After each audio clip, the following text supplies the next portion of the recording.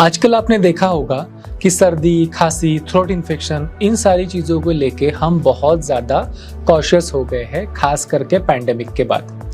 कोई भी छोटी अगर हमें बीमारी होती है इस रिलेटेड में, तो हम तुरंत कोशिश करते हैं कि उसका सही इलाज किया जाए और समय पे इलाज किया जाए। बट इसके बावजूद आपने ये देखा होगा कि आजकल सर्दी, खांसी ये बहुत लंबी चलने लगी है। पहले जो 4-6 दिनों में ठीक होने वाला वायरल होता था, खांसी होती थी, आजकल वो 15-15 दिन या फिर इवन 1-1 महीना तक के ठीक नहीं हो पाती है। तो इसका कारण क्या हो सकता है? इसका एक कारण ये भी हो सकता है कि हम उसे बिना ठीक से समझे उसका ट्रीटमेंट करा रहे हैं। देखिए, जब हमें खांसी होने वाली होती है तो शुरुआत के 1-2 दिन क्या होता है, गले में खराश होती है। उसके बाद थोड़ी सी सूखी खांसी शुरू होती है, जो कितने दिन रहती है, लगभग 2-3 दिन सूखी खांसी रहती है। उसके बाद वो सूखी खांसी कन्वर्ट होती है बलगम वाली खांसी में। मतलब जब आप खांसते हो तब कफ आना शुरू होता है, बाहर गिरना शुरू होता है, और जब बॉडी ये सब टॉक्सिन्स को बाहर फेंक देती है तब वो खांसी सूख जाती है और ठीक हो जाती है। यूजुअली इस सीक्वेंस में जो है इस खांसी का एक प्रकार का ट्रैवल जर्नी होता है। कन्वेंशनली हम किस प्रकार की दवा लेते हैं खांसी के लिए? शुरुआती अवस्थाओं में जब एलर्जीज फील होती है, गले में खराश फील होती है, तब हम ले लेते हैं कोई एंटी एलर्जिक मेडिसिन, है ना। उससे एलर्जीज तो दब जाती है, लेकिन जो सिक्रीशंस हमारी बॉडी करना चाहती है उन टॉक्सिन्स को बाहर फेंकने के लिए, वो भी सूख जाते हैं, जिसकी वजह से सूखी खांसी का जो पीरियड है वो लंबा हो जाता है। अगर सूखी खांसी के लिए आप कोई कफ सप्रेसेंट प्रकार की मेडिसिन लेते हो, तो वो कफ सप्रेसेंट मेडिसिन क्या करता है, वो एक्चुअली आपके गले में जो प्रॉब्लम है उसे ठीक नहीं कर पाता है, लेकिन आपके खांसी को आपके ब्रेन में जो कफ सेंटर होता है उसे सुला देता है, ताकि आपको खांसी ही कम आए। जिसका साइड इफेक्ट ये होता है कि आपको भी नींद आती है।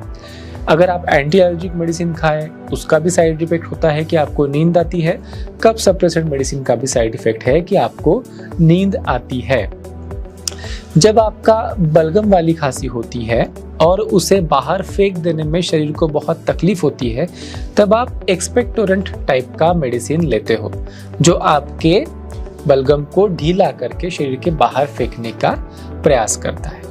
हमारी प्रॉब्लम कहाँ पे होती है, किस अवस्था में कौन सी मेडिसिन खानी चाहिए, इसका डिसीजन नहीं हो पाता, क्योंकि आजकल ये सारी अवस्थाएं जो है इंटरमिक्स होने लग गई है, एक दूसरे में मिक्स होने लग गई है।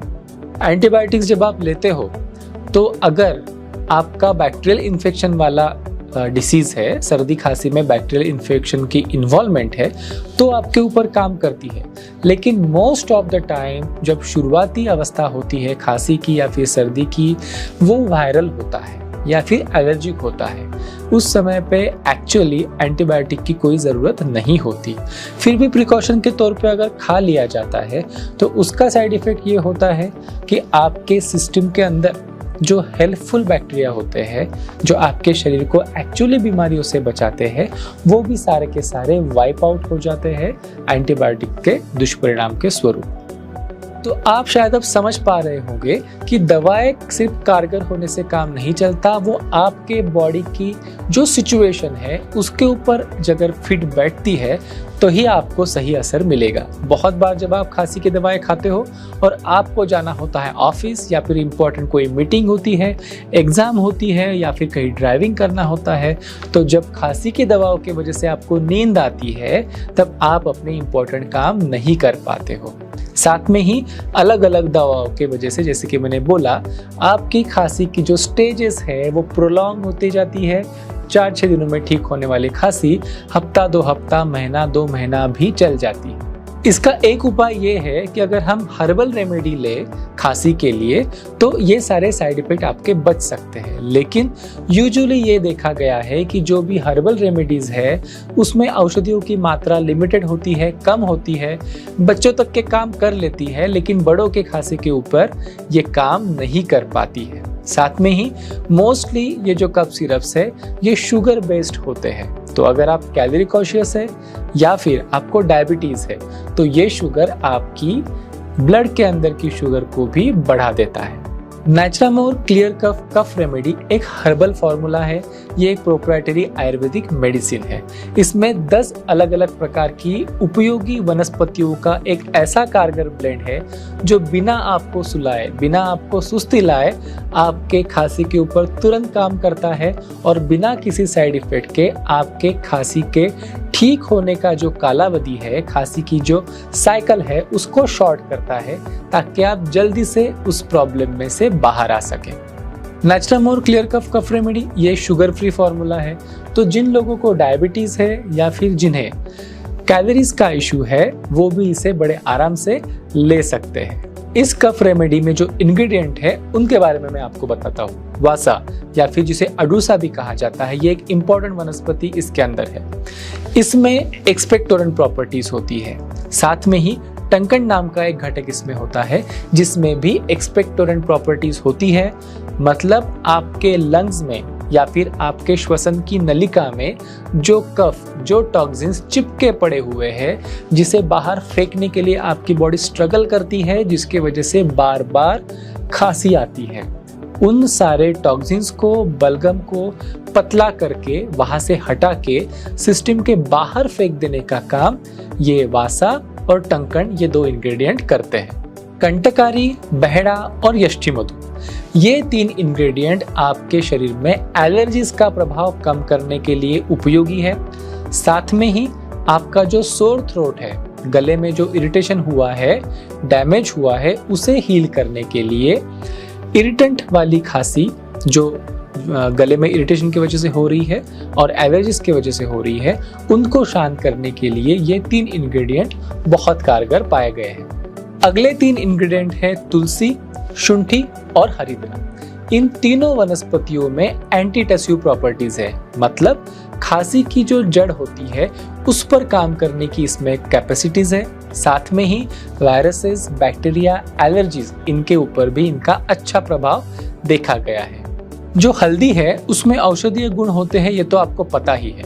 लेकिन क्या आपको ये पता है हल्दी के अंदर जो कार्यकारी तत्व है जिसका नाम है कुरकुमिन, वो पानी में सॉल्युबल ही नहीं होता। तो जब आप इसे किसी काढ़े में डाल के पीते हो या फिर चाय बनाकर पीते हो तो ये जो कार्यकारी तत्व है हल्दी का, वो कुरकुमिन आपके चाय में या फिर आपके काढ़े में नहीं आ पाता और आपके शरीर के ऊपर सही असर भी नहीं कर पाता। हमने जिस प्रकार का हल्दी का एक्सट्रैक्ट हमारे प्रोडक्ट में यूज किया है, हरिद्रा का एक्सट्रैक्ट हम जिसे कहते हैं, उसमें जो कुरकुमिन है वो एक खास प्रकार का है। ये जो कुरकुमिन है ये नैनो साइज के पार्टिकल्स के स्वरूप में है जो कि बड़े आसानी से आपके शरीर में घुल जाता है और आपके जो बीमार अंग है उन तक कर पहुंचकर एंटी एलर्जिक, एंटी इन्फ्लेमेटरी और एंटी माइक्रोबियल प्रभाव को ये करता है। अगले 2 इंग्रेडिएंट जो कि है एला और दालचीनी। एला मतलब कि इलायची। तो इलायची और दालचीनी, इन 2 इंग्रेडिएंट में एंटीवायरल प्रॉपर्टीज और कफ को शांत करने वाली प्रॉपर्टीज पाई गई है। तो अगर आपका वायरल इन्फेक्शन है, सीजनल इन्फेक्शन यूजुअली वायरल होते हैं, सीजनल सर्दी खांसी, तो उसके ऊपर भी ये अच्छे तरीके से काम करता है। नेक्स्ट इंग्रेडिएंट जिसका नाम है पिपली। पिपली में बायो एनहांसर प्रॉपर्टीज होती है। इसका क्या मतलब है? जो बाकी की औषधियाँ, बाकी की जो वनस्पतियाँ हमारे कफ रेमेडी में है, उनकी एक्टिविटी को बढ़ाने का, मैग्नीफाई करने का काम ये पिपली करती है। तो ये बहुत कारगर है आपके औषधियों का एक्टिविटी बढ़ाने के लिए। साथ में ही आपका जो श्वसन संस्थान है जिसमें क्या आते हैं आपके लंग्स और श्वास की नलियाँ, इनको एम्पावर करने के लिए, इनको मजबूत करने के लिए, इनकी इम्यूनिटी बढ़ाने के लिए भी पिपली बहुत कारगर है। लास्ट इंग्रेडिएंट जो हमारे नेचुरामोर क्लियर कफ रेमेडी में है वो है अतिविशा। अतिविशा ये वनस्पति बच्चों के लिए बहुत अच्छी मानी गई है और इसमें साथ में ही एंटीपायरेटिक प्रॉपर्टीज है। मतलब बुखार को कम करने की और इन्फेक्शन को कम करने की प्रॉपर्टीज अतिविशा में होती है। तो जब आप फ्लू लाइक सिम्टम्स को महसूस करते हो, मतलब कि आपको बुखार, जकड़ाहट, साथ में ही सर्दी, खांसी, ये सब साथ होता है। यूजुअली सीजनल सर्दी खांसी में ऐसा होता है। तो फ्लू लाइक सिम्टम्स के ऊपर भी नैचुरामोर कफ रेमेडी बड़े अच्छे तरीके से काम कर पाती है। ना ही सिर्फ बच्चों के ऊपर बल्कि बड़ों के ऊपर भी ये बड़े अच्छे तरीके से और क्विक रिजल्ट्स आपको दे पाती है। तो एक नटशेल में देखा जाए तो नैचुरामोर क्लियर कफ रेमेडी आपके सोर थ्रोट को, गले में जो खराश होती है उसे तुरंत ठीक करती है। साथ में ही सूखे खांसी को शांत करने में यह आपको मदद करती है। जो बलगम वाली खांसी है तो उस बलगम को क्लियर करके खांसी को शांत करने के लिए कारगर है। और जो बाकी के एलर्जीज है, फ्लू लाइक सिम्टम्स है, सर्दी है, बुखार है, उनके ऊपर भी ये दवा कारगर है। अगर आपको सांस लेने में तकलीफ हो रही है, कंजेशन चेस्ट में फील हो रहा है, तो उस कंजेशन को क्लियर करके आपको सांस लेने में मदद भी ये करता है। और शुगर फ्री होने के वजह से अगर आप डायबिटिक भी है तो भी आपके ऊपर इसका असर बड़े अच्छे तरीके से होगा बिना आपके शुगर को बढ़ाए। चलो अब बात करते हैं कि ये किस प्रकार से लेनी चाहिए और किस मात्रा में लेनी चाहिए। नैचुरामोर क्लियर कफ रेमेडी ये सबके लिए है। बच्चों से लेके बड़ों तक के, बूढ़ों तक के सभी इस दवा का इस्तेमाल कर सकते हैं। बच्चों के लिए जो कि 2 साल के ऊपर के हो, उनके लिए हम 5 ml मतलब कि 1 चम्मच दिन में 4 बार तक के इसे दिला सकते हैं। और बड़ों के लिए 2 चम्मच मतलब कि 10 ml की मात्रा में दिन में 4 बार इसे पिलाना चाहिए।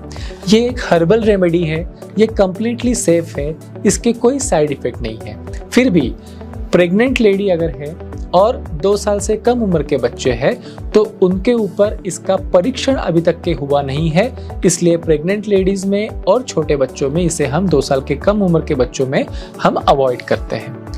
अगर आप गंभीर रूप से बीमार है या फिर दवा लेने के बाद भी आपकी बीमारी में सुधार नहीं दिख रहा है तो मेरी सलाह ये रहेगी कि आपने तुरंत डॉक्टर की सलाह लेनी चाहिए और अपनी अच्छी तरीके से जांच करवानी चाहिए।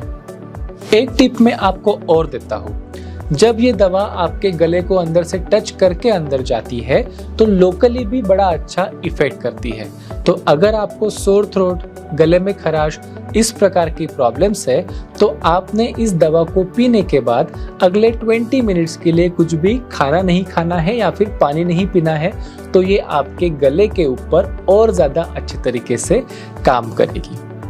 नैचुरामोर क्लियर कफ रेमेडी ये एक हर्बल फार्मूला है, ये आयुर्वेदिक मेडिसिन है। जो मार्केट में आयुर्वेदिक कफ सिरप मिलते हैं उससे लगभग 2 से 2.5 गुना ज्यादा कॉन्सेंट्रेशन इसमें दवाओं का है, जिसके वजह से ये क्विकली आपके प्रॉब्लम के ऊपर काम करता है। बिना आपको सुलाए, बिना किसी साइड इफेक्ट के आपका कफ, सर्दी, फ्लू लाइक सिम्टम्स, एलर्जीज, इनके ऊपर ये काम करता है। ये दवा 10 प्रकार के हर्बल वनस्पतियों का एक बैलेंस्ड ब्लेंड है जो रूट कॉज से आपके खांसी के ऊपर काम करता है और आपको बनाए रखता है अंदर से फिट।